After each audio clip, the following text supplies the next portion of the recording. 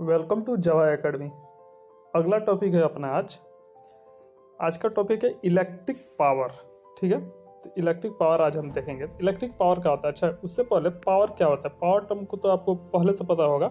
जिससे भी बोलो कि पावर क्या होता है तो सबसे पहले लोग यही बोलते हैं कि रेट ऑफ डूइंग वर्क। ठीक है, ये बात सब कोई बोलता है, बात सही भी है कि रेट ऑफ डूइंग वर्क ही हमारा पावर होता है। ठीक है, किस रेट से हम काम को कर रहे हैं, चाहे मशीन करे या हम करें, वही पावर डिफाइन करता है। कितना टाइम लिया किसी काम को करने के लिए, तो वर्क डिवाइड बाई टाइम मतलब रेट ऑफ डूइंग वर्क, वो होता है हमारा पावर।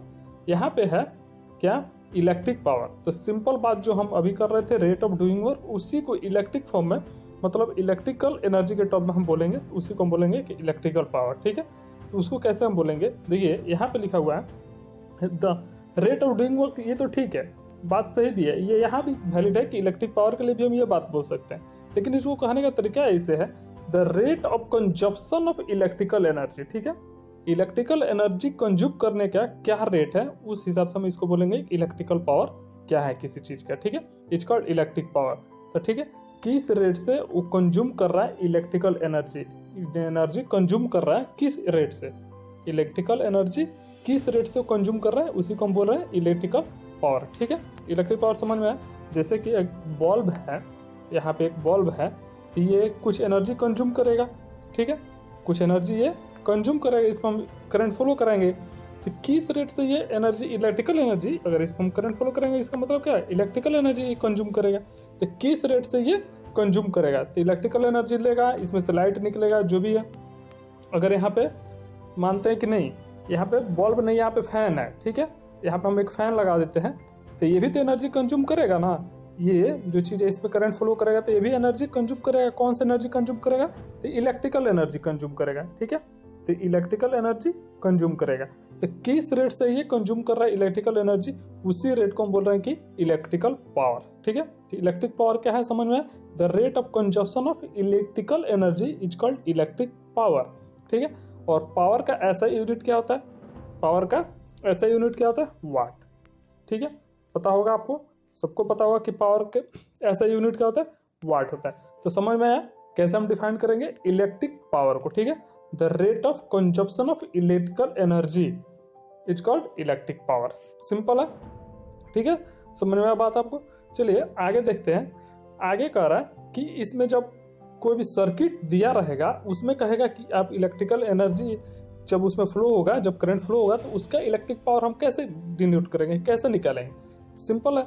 अगर जैसे कि ये सर्किट है, तो इसमें ऐसे एक रेसिस्टेंस होगा, इसमें करंट हम आई फ्लो करा देते हैं और पोटेंशियल डिफरेंस हम भी दे देते हैं।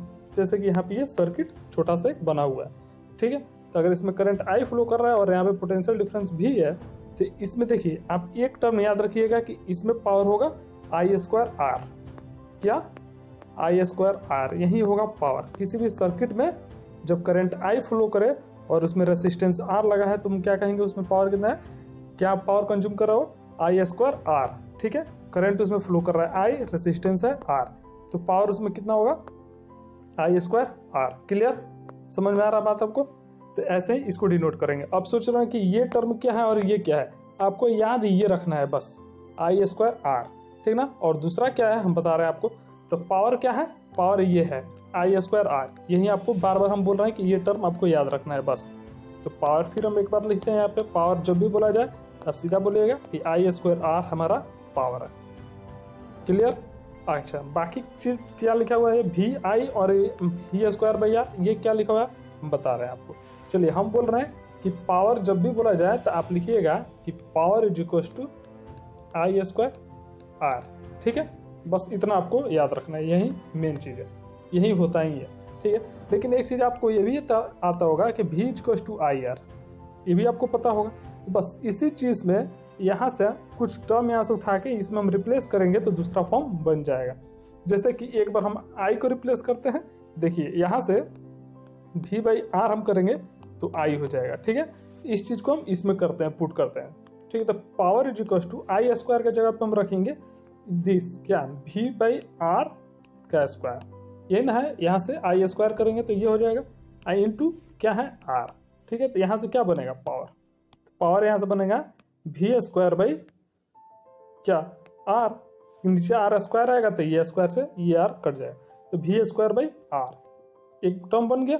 अच्छा, एक बार तो हम करंट को रिप्लेस किए, दूसरी बार हम क्या करते हैं, रेसिस्टेंस को करते हैं, आर को यहाँ से लाते हैं, तो यहाँ से आर कितना होगा, तो वी बाई आई हो जाएगा हमारा रेसिस्टेंस आर, यहाँ से वी बाई आई हो जाएगा रेसिस्टेंस आर, वही चीज़ इसमें ला के पुट करना है। ठीक है, पुट करते हैं तो पावर इज इक्वल टू हो जाएगा, अब हमको आई स्क्वायर रहने देना है, आर को रिप्लेस कर रहे हैं, तो आर क्या है, तो यहाँ से देखिए वी बाई आई, तो वी बाई आई तो मतलब स्क्वायर इसको काटिए यहाँ से, तो पावर यहाँ से बन के आता है आई इंटू वी। क्लियर, तो 3 फॉर्म का है पावर का, आपको याद रखना है बस एक ही फॉर्म, बस ये।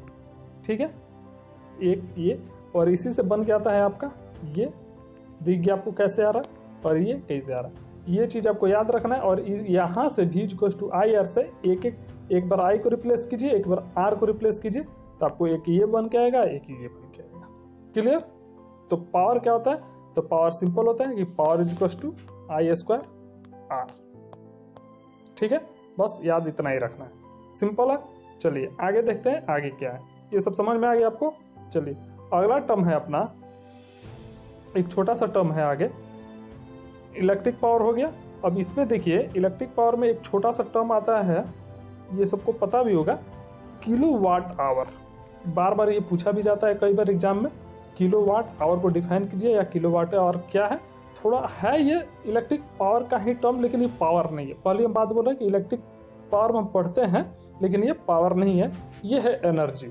ठीक है, पावर और एनर्जी में तो डिफरेंस आपको पता होगा, तो ये है एनर्जी, ये पावर नहीं है। देखिए किलो वाट आवर का मतलब क्या है, ये होता क्या है, यहाँ पे लिखा क्या गया है, the commercial unit of electrical energy is kilo watt hour.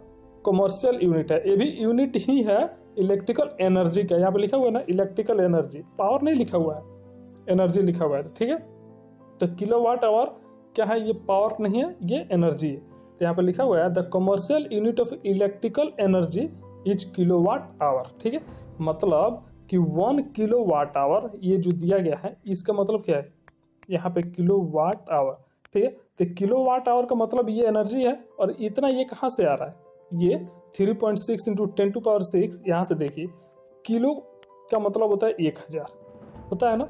ठीक है, और यहाँ पे दिया हुआ है वाट आवर, आवर मतलब हम इसको सेकंड में लिख लेंगे ऐसे, तो ये टर्म बनता है, ये टर्म बन के आ जाएगा। ठीक है, समझ में आया बात। तो यहाँ से होगा ये 3.6 इंटू 10⁶ जूल, क्योंकि ये एनर्जी है, बार बार हम बोल रहे हैं ये पावर नहीं है, तो हम इसको वाट में नहीं लिखेंगे, हम इसको जूल में लिखेंगे। समझ में आया बात। तो ये टर्म क्या है, किलो वाट आवर, आपको समझ में आ रहा है, ये है कि commercial unit of electrical energy. ठीक है, इसको हम बोलते हैं किलो वाट आवर। ठीक है, 1 किलो वाट आवर का मतलब कितना जूल, तो 3.6 इंटू 10⁶ जूल। ये याद रखिएगा, टर्म कितना होता है, ये 3.6 इंटू 10⁶ जूल। ठीक है, और ये कैसे आता है देख लीजिए, ये लिखा हुआ है किलो वाट आवर, यही है, इसी को किलो का मतलब 10⁻³ इंटू आवर को हम क्या कर देते हैं, सेकंड में कर देते हैं, तो 60 इंटू 60। ठीक है, तो ये बन के आ जाता है 3.6 इंटू 10⁶ जूल। ठीक है, इसको हम पावर का वाट नहीं लिखेंगे, ये एनर्जी है, तो इसलिए हम इसको जूल में लिखेंगे। क्लियर, समझ में आ गया। ये छोटा छोटा टॉपिक था आज का, समझ में आ गया होगा आपको, नोट कर लीजिए जिसको नोट करना है। बाकी आज के लिए बस इतना ही। ठीक है।